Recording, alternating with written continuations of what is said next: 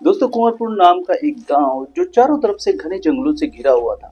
रात के समय यहाँ पर जंगली जानवर शिकार पर निकलते थे, जो इस गांव के लिए हमेशा से खतरा बना हुआ था। इस गांव में अनुज नाम का एक युवक जो अपनी बूढ़ी माँ के साथ रहता था।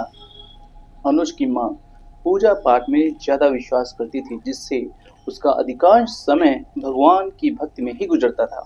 इधर अनुज गांव के सरपंच के यहाँ काम करके अपना और अपनी माँ का खर्च उठाता था।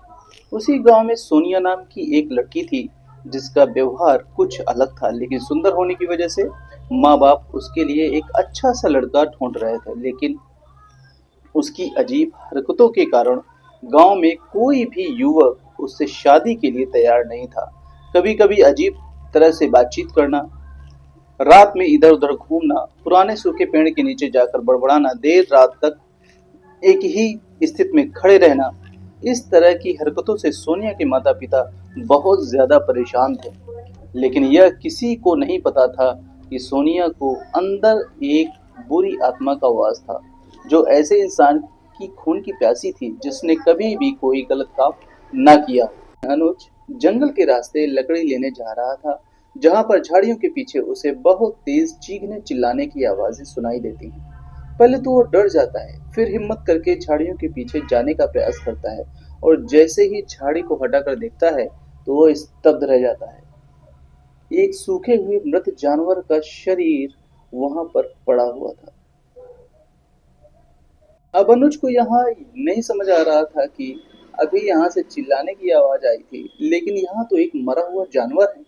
थोड़ी देर सोचने के बाद उसने इस घटना को नजरअंदाज किया और आगे बढ़ा। शाम होने से पहले वह जंगल से लकड़ियां लेकर घर वापस भी आ गया और इस घटना को अपनी माँ से बताया। अगले दिन सुबह अनुज को किसी काम से शहर जाना था, जिससे वह घर से सुबह जल्दी निकलता है और शहर जाने वाली बस पर बैठ जाता है, क्योंकि इसके बाद कोई भी बस शहर नहीं जाती थी। उसी बस में सोनिया के माँ बाप भी थे। गांव से शहर का रास्ता लगभग 70 किलोमीटर की दूरी पर था। उसी दौरान सोनिया के माँ बाप और अनुज की जान पहचान बन जाती है। शाम को अनुज जब घर आता है, तब अनुज सोनिया के माँ बाप के बारे में अपनी माँ से बताता है और यह भी बताता है कि वह सोनिया के लिए रिश्ता ढूंढ रहे हैं, जिसमें उसकी माँ जवाब देते हुए कहती है कि तू ही उससे शादी क्यों नहीं कर लेता, और यह बात खत्म हो जाती है। अगले दिन अनुज सरपंच के यहाँ कुछ काम कर रहा होता है, तभी सोनिया के पिता वहां पर आते हैं और एक अच्छा लड़का तलाशने की बात सरपंच के सामने रखते हैं। तब सरपंच ने अनुज को अपने पास बुलाया और बोला, अनुज, क्या तुम सोनिया के साथ शादी करना चाहोगे? अनुज मना नहीं कर पाया और सरपंच की बात मान ली, लेकिन वह मन ही मन डर रहा था। इस तरह से सोनिया और अनुज की शादी हो जाती है। शादी के कुछ दिनों तक सब कुछ ठीक ठाक चलता रहा, लेकिन धीरे धीरे अनुज को अपनी पत्नी सोनिया में कुछ अजीब बर्ताव दिखने लगा। रात के समय सोनिया घर से बाहर निकलकर पुराने पेड़ के नीचे कुछ बड़बड़ाया करती थी। अनुज ने उसे कई बार रोकने का प्रयास किया, लेकिन वह नहीं मानी। एक दिन अमावस की रात सोनिया अजीब तरह से अनुज को बार बार देखे जा रही थी। उसकी लाल आंखें, खुले बाल और बात करने का तरीका बिल्कुल अलग था। अनुज ने तुरंत अपनी माँ को बुलाया और ये सब देखने को बोला। तभी अचानक सोनिया का रंग रूप एक खूंखार चुड़ैल में बदल जाता है और वह अनुज को मारने के लिए आगे बढ़ती है। तभी उसकी माँ ने सोनिया को जोर से चिल्लाकर पूछा, कौन हो तुम? सोनिया हंसते हुए, मैं इसकी खून की प्यासी हूँ और ये प्यास आज बुझ के रहेगी। दूर हट बुढ़िया। और वह फिर से आगे बढ़ने लगती है और उसने अनुज को गले में एक तेज वार किया, जिससे वह घायल होकर गिर पड़ा। इधर अनुज की माँ दौड़ कर जाती है और सोनिया के माँ बाप को बुला लाती है।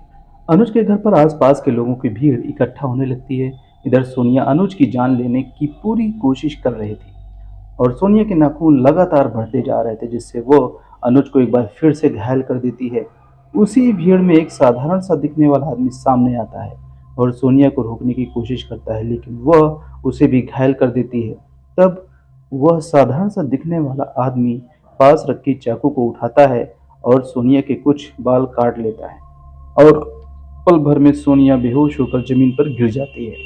कुछ देर बाद सोनिया को होश आता है, लेकिन वह अब बिल्कुल शांत थी। तब वो साधारण आदमी ने बताया कि इसके शरीर में आत्मा थी जो अनुज को जान से मार देना चाहती थी, लेकिन अब वह जा चुकी है। यह सुनकर सबने राहत की सांस ली और इस तरह से सोनिया को उस बुरी आत्मा से पूरी तरह से छुटकारा मिल जाता है और वो दोनों खुशी खुशी अपना जीवन व्यतीत करने लगते हैं। तो दोस्तों, ये कहानी आपको कैसी लगी कमेंट करके हमें ज़रूर बताएं। अगर कहानी पसंद आई हो तो चैनल को सब्सक्राइब, लाइक एंड शेयर करना बिल्कुल मत भूलिएगा। मिलते हैं एक नई कहानी के साथ, तब तक के लिए जय हिंद।